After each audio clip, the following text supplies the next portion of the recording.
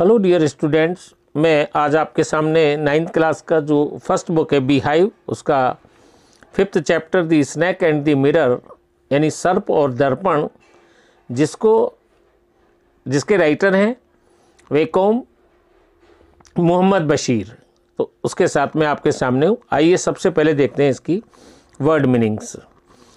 Ever कभी, coiled कुंडली बनाई, फुल ब्लडेड जोशीला, अटेंटिवली ध्यान से, सेटअप शुरू की, प्रैक्टिस व्यवसाय, अर्निंग्स कमाई, मीगर अल्प, पजेस्ट रखता था, सॉलिटरी एकमात्र, वेस्ट बनियान, हंग अप टांग दिया, फेसिंग सम्मुख, सपोर्टिंग थामे हुए, गेबल तिकोनी छत, रेस्टेड टिकी थी, बीम खंबा, टू एंड फ्रॉम आना जाना, wind God Vayudev taken time of अवकाश ले लिया, टेम्पटेड लालायित, एडमायरर प्रशंसक, पिक्ड अप उठाया, एडजस्टेड ठीक किया, पार्टिंग बालों में बनी मांग, टुक ए क्लोज लुक ध्यान से देखा, अर्थ-शेकिंग महत्वपूर्ण, पेज्ड टहला, स्ट्रक सूझा, सिली मूर्खतापूर्ण, रिज्यूम्ड पुनः ग्रहण की, थर्ड धमकी सी आवाज़, रिगल्ड रेंगा, लैंडेड ऑन चढ़ गया, और सिमल्टेनियस मीन्स साथ साथ। आइए अपन लेसन को शुरू करते हैं। Do you like to look at yourself in the mirror? क्या आप खुद को दर्पण में देखना पसंद करते हैं? What do you think about it such times? इस समय पर आप किसके बारे में सोचते हैं? Have you ever seen a dog, a cat और a bird look into a mirror? क्या आपने किसी कुत्ते, बिल्ली या चिड़िया को कभी दर्पण में देखते हुए देखा है? What do you think it sees? आपके विचार में यह क्या देखते हैं? Now read this harmonious story about a doctor, a snake and a mirror. आइए अब एक डॉक्टर, एक सर्प वो एक दर्पण के बारे में इस हास्यास्पद कहानी को पढ़ते हैं। Has a snake ever coiled itself around any part of your body? क्या कभी कोई सर्प आपके शरीर के किसी अंग पर कुंडली मारकर बैठा है? ए फुल ब्लडेड कोबरा, और वो भी एक जोशीला नाग। All of us fell silent, हम सब चुप हो गए। The question came from the homeopath, ये प्रश्न एक होम्योपैथ के डॉक्टर ने पूछा था, एक चिकित्सक ने पूछा था। The topic came up When we were discussing snake, ये टॉपिक यानी प्रसंग उस समय आया जब हम सर्पों के बारे में चर्चा कर रहे थे। We listened attentively as the doctor continued with his tale. Doctor ने जब कहानी को कहते रहे तो हम उनकी कहानी को ध्यान से सुनते रहे।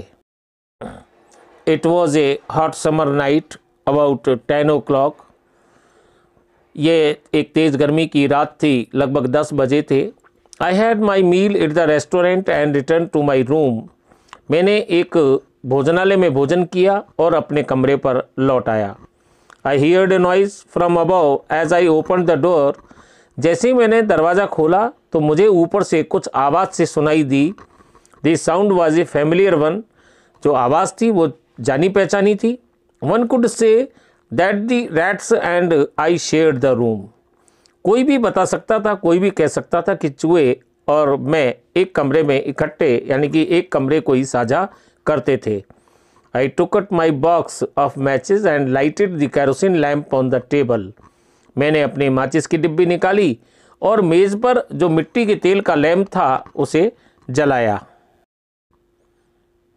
The house was not electrified, मकान में बिजली नहीं थी। It was a small rented room, यह एक छोटा सा किराए का मकान था, छोटा सा कमरा था। I had just set up medical practice and my earnings were meagre. मैंने अभी हाल ही में चिकित्सीय व्यवसाय प्रारंभ किया था और मेरी कमाई बहुत ही कम थी। मीगर मीन्स कम। I had about 60 rupees in my suitcase. मेरे सूटकेस में लगभग 60 रुपये थे। Along with some shirts and dhotis, कुछ कमीज और धोतियों के साथ साथ I also possessed one solitary black coat which I was then wearing. मेरे पास एक मात्र काला कोट था जिसे मैं उस समय पहना हुआ था। I took off my black coat, white shirt and not so white vest and hung them up. मैंने अपना काला कोट, सफ़ेद कमीज और एक मैली सी बनियान उतारी और उन्हें टांग दिया। आई open the 2 Windows in the room. मैंने कमरे की दोनों खिड़कियों को खोल दिया। It was N outer room with 1 wall facing the open yard. यह बाहर की तरफ वाला कमरा था जिसकी एक दीवार खुले आंगन के सामने थी। It had a tiled roof with long supporting gables that rested on the beam over the wall। इस पर एक खपरेल वाली छत थी जिसे सहारा देने के लिए एक लंबी तिकोनी छत लगी हुई थी जो दीवार के ऊपर एक बीम पर टिकी हुई थी। There was no ceiling. भीतरी छत नहीं थी। There was a regular traffic of rats to and from the beam. Beam से ही चूहों का नियमित आवागमन होता रहता था। I made my bed and pulled it close to the wall. मैंने अपना बिस्तर लगाया और इसे दीवार के निकट खींच लिया। I lay down but I could not sleep. मैं लेट गया किंतु सो नहीं पाया। I got up and went out to the veranda for a little air but the wind god seem to have taken time of.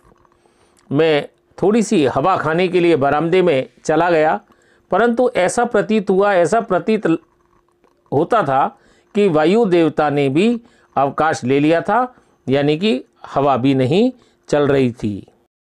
I went back into the room and sat down on the chair. मैं कमरे में वापस गया और कुर्सी पर बैठ गया।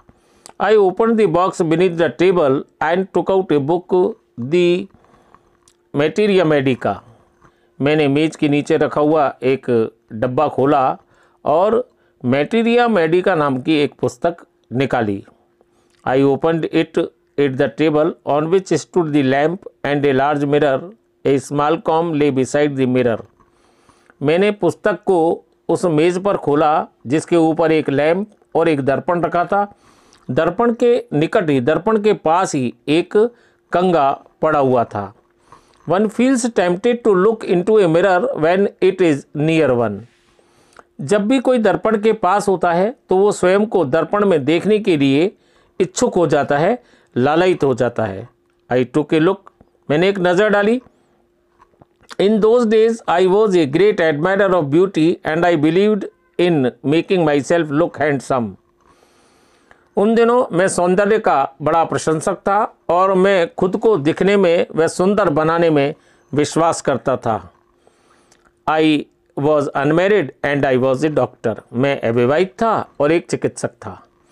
आई felt I had to make my presence felt. मैंने महसूस किया कि मुझे उपस्थिति का आभास कराना चाहिए था। I picked up the comb and ran it through my hair and adjusted the parting so that it looked straight and neat। मैंने कंगा लिया और बालों में घुमाया और बालों में बनी मांग को व्यवस्थित किया ताकि वह सीधी व सुव्यवस्थित दिखाई दे। Again I hear that sound from above. एक बार फिर मैंने वही आवाज़ ऊपर से आती हुई सुनी। I took a close look at my face in the mirror. मैंने दर्पण में अपने चेहरे को पास से देखा। I made an important decision. I would shave daily and grow a thin moustache to look more handsome.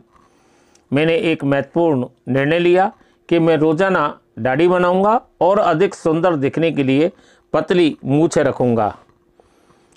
I was after all A bachelor and A doctor. कुल मिलाकर मैं अविवाहित व्यक्ति था और एक चिकित्सक था। I looked into the mirror and smiled. मैंने दर्पण में देखा और मुस्कुराया। It was an attractive smile. वह एक आकर्षक मुस्कुराहट थी। I made another earth shaking decision. मैंने दूसरा एक महत्वपूर्ण निर्णय लिया। I would always keep that attractive smile on my face to look more handsome. कि मैं हमेशा उस आकर्षक मुस्कान को अपने चेहरे पर रखूँगा और अधिक सुंदर दिखने के लिए। I was after all a bachelor and a doctor too on top of it। आखिरकार मैं एक कुंवारा था और उससे भी ऊपर बात ये थी कि मैं एक चिकित्सक था।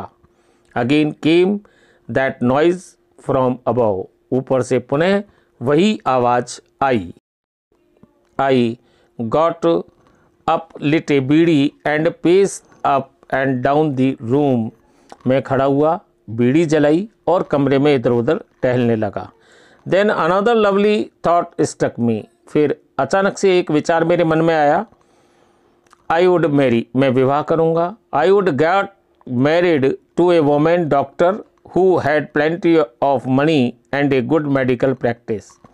मैं एक ऐसी महिला चिकित्सक से विवाह करूँगा जिसके पास पर्याप्त धन हो, यानी प्रचुर धन हो, और उसका चिकित्सीय व्यवसाय अच्छा हो।